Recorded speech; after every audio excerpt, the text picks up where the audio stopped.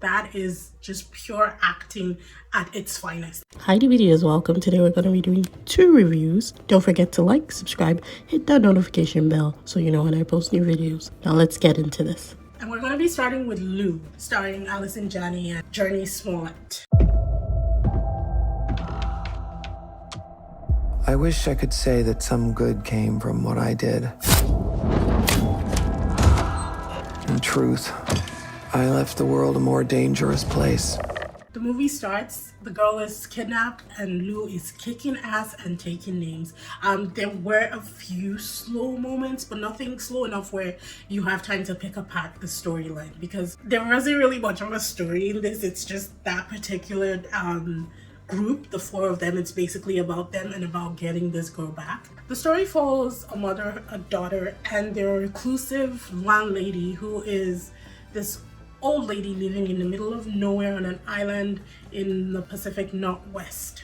They don't really explain a lot. They kind of just start the movie and it just goes into like the action scenes and the fights and how they struggle and how they finally get the daughter back.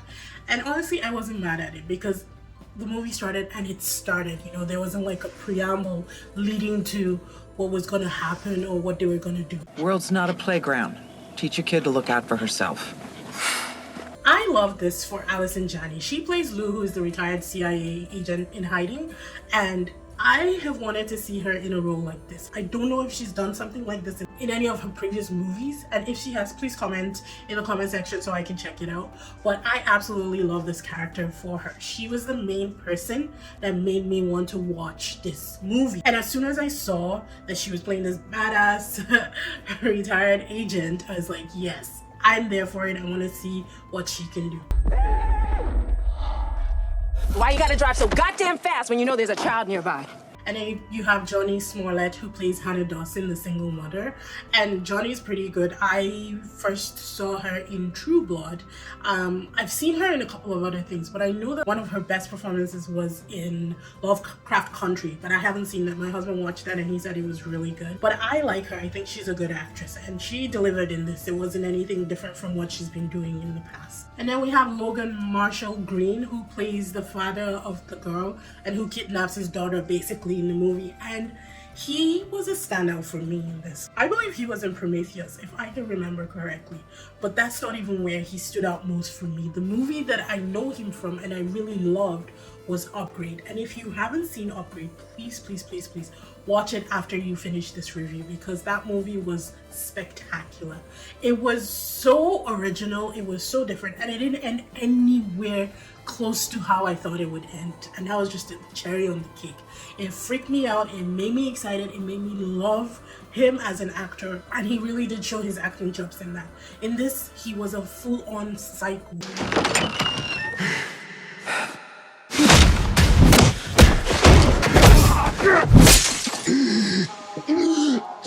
Where is he taking her? I don't know. Things escalated.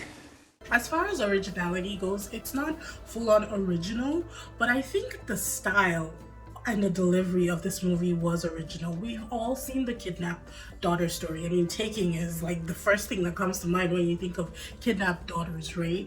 But I don't think I have seen where an older woman is the one who's trying to get the kidnapped girl back and is really like fighting hardcore and kicking ass. Like, there was one scene where she fights other people and the rest she was fighting the dad, but it was still different, and I like that. Overall, I think it was a good family night movie, as long as everybody watching it is age appropriate, of course.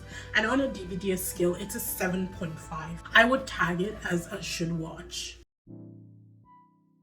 And now we're moving on to Meet Cute, starring Kaley Cuoco and Pete Davidson. Go say hello. Buy him a drink. Hi, I'm Sheila. Hi. Hi. I'm Gary. Can I get Old fashioned. Thank you. Cheers, mate. That was kind of weird. Oh, not really. So this movie actually starts, like, the first minute starts out really happy and you think, oh, it's called Meet Cute, it's gonna be cute.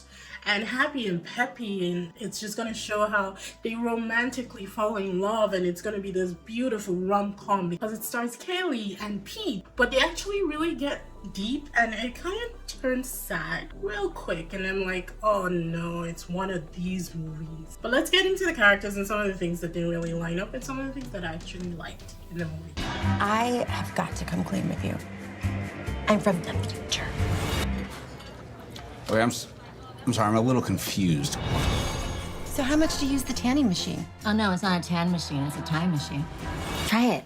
It's fun. First off, I don't know that people should be messing with timelines and time travel at all. It just becomes a whole mess at some point. This movie really reminded me of Andy Samberg's Palm Springs, which was really original, and I actually enjoyed that movie. That was a good movie, and that was a movie that explored time travel without going crazy.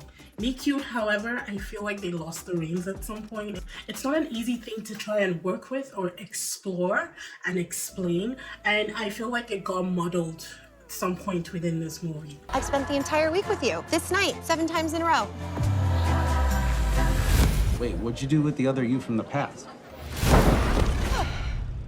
Do you think I'm crazy? But it's really cute. Okay.